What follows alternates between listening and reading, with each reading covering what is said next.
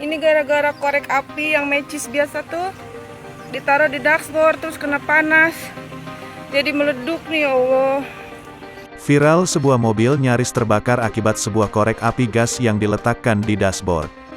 Video tersebut diunggah akun Facebook Grand Livina Lover Indonesia pada Senin, tanggal 28 Februari tahun 2022, kemarin. Terdengar dalam video seorang wanita menjelaskan kronologi yang mengakibatkan mobil tersebut nyaris terbakar.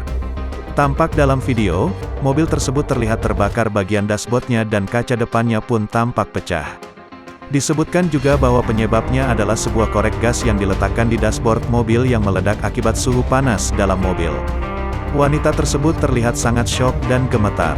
Ia juga menghimbau bagi siapapun jangan pernah tinggalkan korek api gas di dalam mobil apalagi saat cuaca sedang panas, dapat membahayakan seperti yang ia alami.